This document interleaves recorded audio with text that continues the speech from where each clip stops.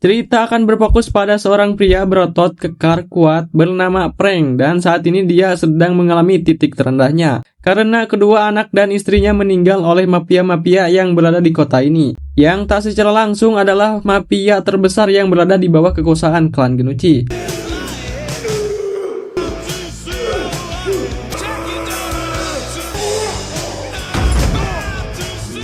Diketahui, Frank ini berhasil membalaskan dendamnya kepada Genucci seperti yang terlihat di foto-foto yang tertempel di tembok. Adalah orang-orang yang berhasil Frank bunuh.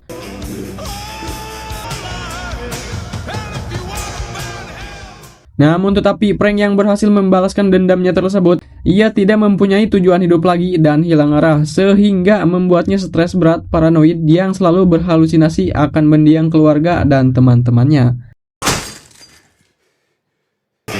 Can you keep them in the dark, boy?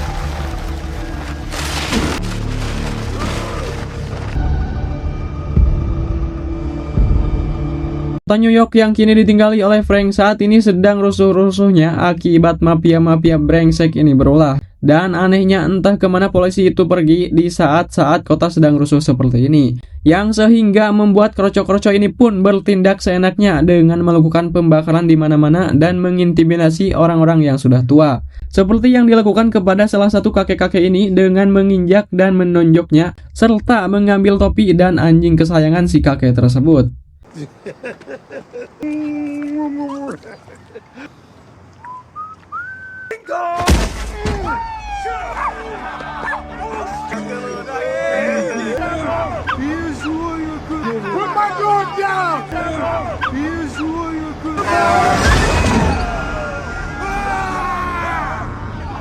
Dan naasnya anjingnya pun harus mati. Dengan teganya si brengsek ini, dia sengaja melemparkannya ke arah mobil truk sampah yang sedang melintas. Kampret emang. Kembali ke Frank yang saat ini dia sedang stres berat, terus-menerus berhalusinasi seperti yang saat ini dia alami. Dia berhalusinasi teman-temannya yang telah meninggal, sehingga hal itu membuatnya merasa sangat-sangat bersalah. Karena ia tak bisa menjaga teman-temannya saat ia menjadi seorang marinir.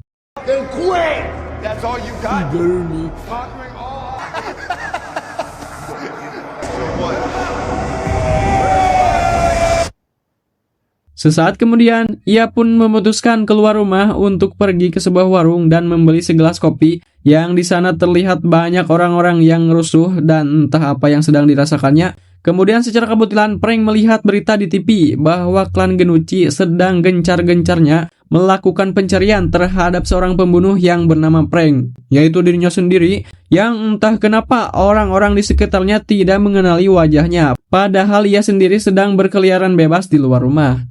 Apakah mungkin karena jenggotnya?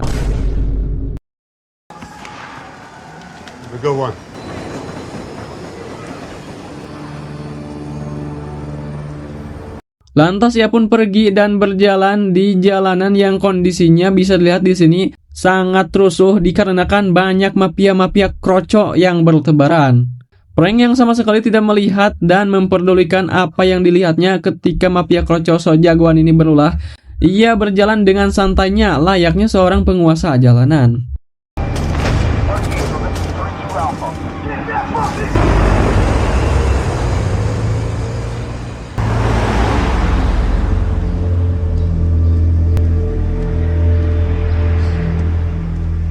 Setelah perjalanan, tibalah Frank di sebuah makam, yaitu makam anak dan istrinya, yang di sini Frank meluapkan kesedihannya yang sangat mendalam, mengingat akan momen-momen kebersamaan dengan anak istri yang dicintainya, yang kini tinggal kenangan dan bayang-bayangnya saja yang tersimpan pada dirinya. Dan hal itulah yang membuatnya sangat frustasi. Did our best. Just, you're so far away from me. You couldn't sleep. Nothing left to do. Sesaat kemudian, Frank yang sudah lelah dengan hidupnya berencana akan bunuh diri dengan menodongkan pistol ke arah kepalanya sendiri. Sorry, baby.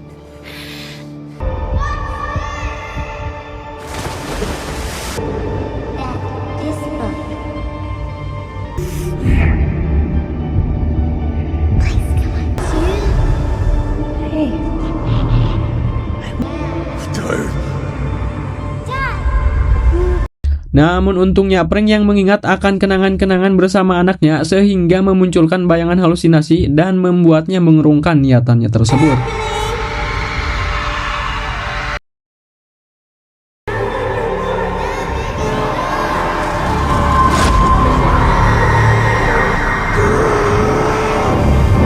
You okay, Daddy?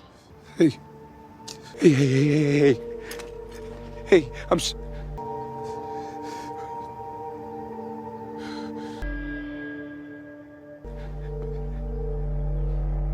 No! No! No! No! No! No! No! I'm sorry. Di saat perjalanan menuju pulang, ada seorang nenek-nenek yang memanggilnya, yang di mana orang tersebut itu adalah Genucci. Frank Castle!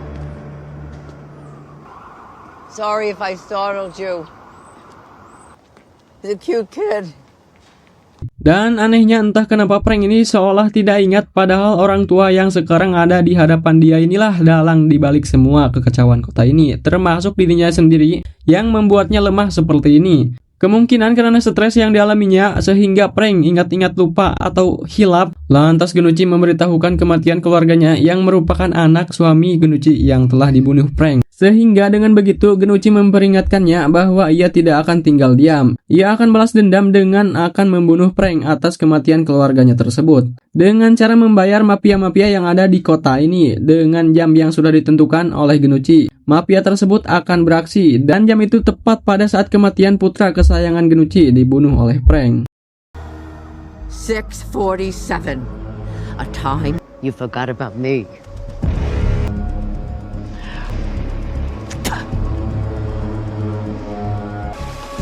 I'm gonna watch you die, Frank. Setibanya di rumah, prank yang habis cuci muka berhalusinasi lagi, yang kali ini berhalusinasi dengan munculnya bayangan istrinya yang mencoba untuk menenangkannya dan meyakinkan bahwa ia tidak bersalah. Wait to get back out there. I'm here. I'm here. Sesaat kemudian, tepat pada pukul 18.47, para mafia yang dijanjikan Genucci akhirnya mulai memasuki apartemen yang ditinggali prank.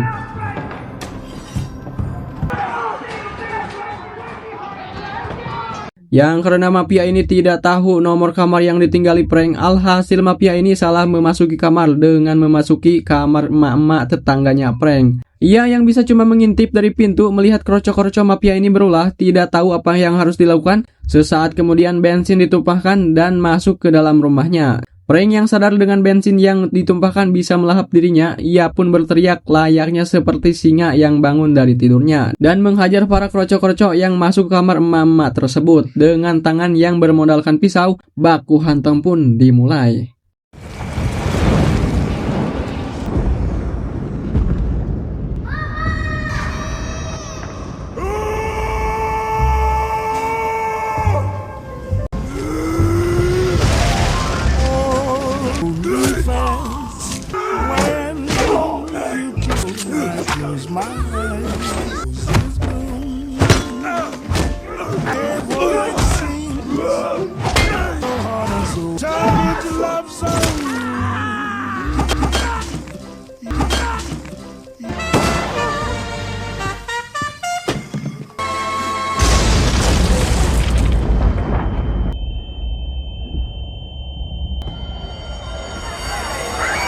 Melihat tetangganya yang panik teriak, ia pun mengambil senjata mafia yang berhasil dibunuhnya dan melabrak masuk ke dalam pintu. Dengan skill seorang marinir yang ia miliki, inilah yang akan dilakukan.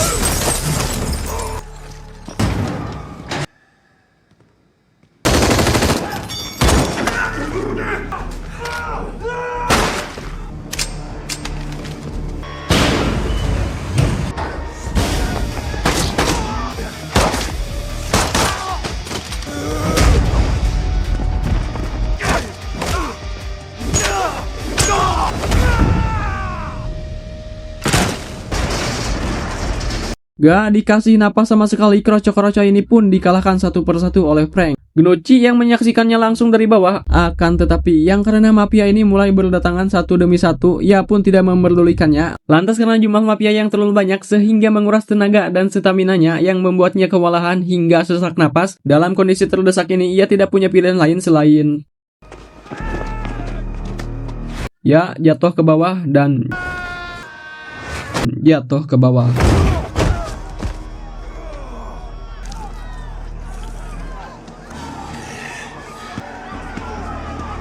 Frank yang melihat Genucci pergi dan secara bersamaan juga melihat warung kopi yang tadi dia sempat mampir sedang dikeroyok. Dan tebak Frank akan memilih lari kemana? Dan ya, dia memilih untuk mengejar Genucci. Akan tetapi karena dia mendengar teriakan dari seorang anak dengan sebutan ayah yang langsung mengingatkannya pada anaknya, dia pun mengurungkan niatnya untuk mengejar Genucci dan memilih untuk menyelamatkan warung kopi tersebut.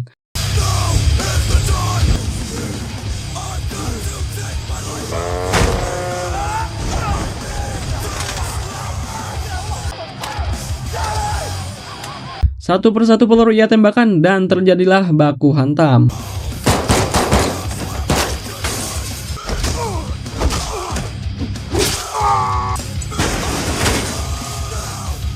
Rupanya kroco-kroco sekeras ini tidak ada apa-apanya di hadapan Frank sampai-sampai ada yang disembelih pakai pisau.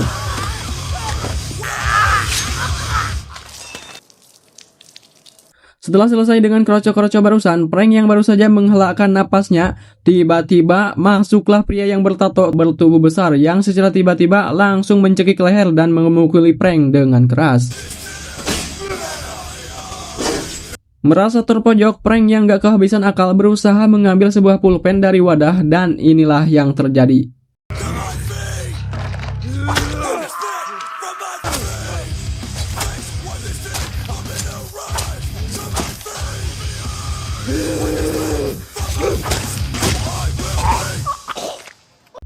Rupanya untuk mengalahkannya sebuah pulpen pun jadi jika berada di tangan yang tepat. Dan setelah kejadian barusan, Charlie yang merupakan anak warung kopi tersebut memberikan sebuah jahitan bunga kepada Frank sebagai ucapan terima kasih karena telah menolongnya. Frank yang teringat dengan anaknya lantas ia pun pergi berjalan keluar dan mengunjungi makam anaknya tersebut. Thank you.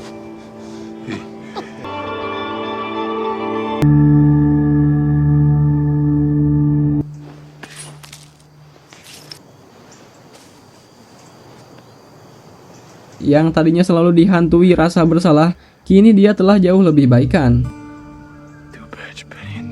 Keesokan harinya, Frank yang kini telah berubah dari sikap terpuruknya bertemu dengan kroco yang akan memukul orang yang tengah lewat. Lalu Frank mengancamnya dengan pisau atas kejahatan yang dilakukannya. Lalu si kakek juga menambahkan jika topinya juga diambil olehnya. Dan si kakek juga menambahkan lagi bukan cuma topinya yang diambil dan inilah yang terjadi. Thing he took from me.